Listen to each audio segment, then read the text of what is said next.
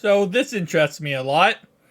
We are now being connected to free agent running back Michael Carter. He just got cut today, actually, from the New York Jets. And because of that, now there are rumors of, well, should the Cincinnati Bengals sign Michael Carter? Should they target him? Is he worth a look? Is he worth an ad? Let's go ahead and talk about this. Starting off right away, the Cincinnati Bengals have a extra running back on their practice squad. His name is Demetric Felton. He's your ex-Cleveland Browns running back. He's been on their practice squad now for 10 weeks. If they're going to go for another running back outside of Chris Evans or Travion Williams, I promise you 1,000% they're going to go with Demetric Felton, the guy who's been on their practice squad, who can catch the ball, who can run the ball, who is the same exact age as Michael Carter, who is 25 years old. And they're just going to go with that over going with a guy on free agency. If they wanted to go after someone in free agency, I'm going to tell you right now, there's better options out there than Michael Carter. They could have done this whole entire time. But Demetric Felton is that guy who's been on their practice squad. He's learned their playbook. He knows their system. He has played with, obviously not Joe, probably practiced with Joe, but he's practiced with the backups. He's practiced in Brian Callahan's scheme. He knows what he's doing. So for us to go out there and right now especially and be like, wow, we're going to go get Michael Carter, of all people, random running back here who really never made it in the NFL. And this is not me dissing him in any way. He just never really became anything in the NFL. And, he's still young, right? He still has some time left. He's only 3 years in the league. But there's nothing really positive about him. He's not a good pass blocker at all. He's a decent in between the tackles type of runner. He can receive the ball. He can catch the ball. But other than that, there's really nothing that makes me jump off the page and say, oh yeah, Cincinnati's going to give up on Travion Williams, who they have shown game in and game out, year out and year out, that they have confidence in Travion. They think he can be the RB2. They believe he can be that guy. They're just going to not use him now and now switch gears.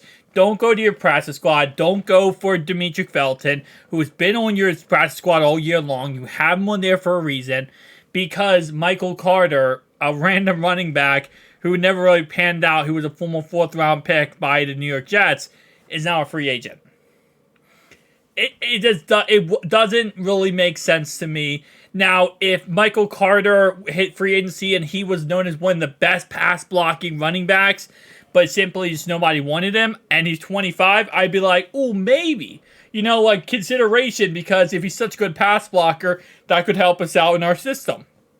Especially with Chase Brown injured. But with the fact that he's an awful pass blocker, literally coming in at 30 on the year pass blocking grade, 30.2 last year, and 42.7 the year before that, I just don't really see the point or concept of, yeah, he's going to just randomly now, Cincinnati Bengals are going to see him on free agency and be like, wow, we need to have him on our squad.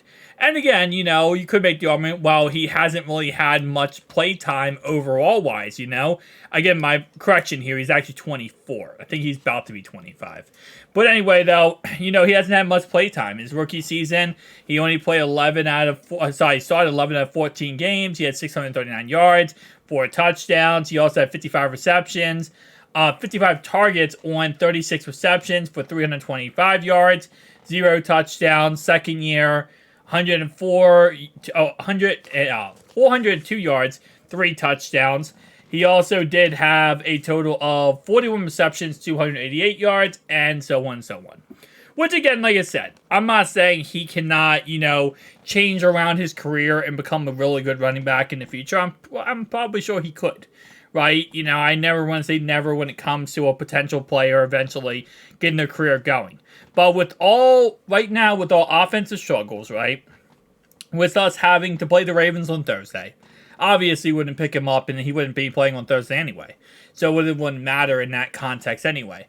But in the context of, after the Ravens game, you have 15 games to kind of rest and chill, well, then maybe you go with Michael Carter. it just wouldn't make sense, again, over a guy like Demetric Felton, who is very similar, if not better, in certain categories than Carter, which would be more beneficial for our offense. And again, this all piggybacks up the fact that we think, or they would believe, that they would not just go with Travion Williams, who already they have confidence in. So again, like I said, it's all this kind of spiraling around Twitter, and also some articles being written about it. And I know once I saw Michael Carter got cut, I was like, oh, this is going to be it, man. It's going to be Cincinnati should sign this guy. Like, no. They're not going to. It's not going to happen. It's, maybe he'll sign someone else, and maybe he'll get another opportunity with another team in the future. But at this moment in time, it's just simply not going to be with the Cincinnati Bengals. It's just not going to happen. I'll see you guys in the next one. Peace out.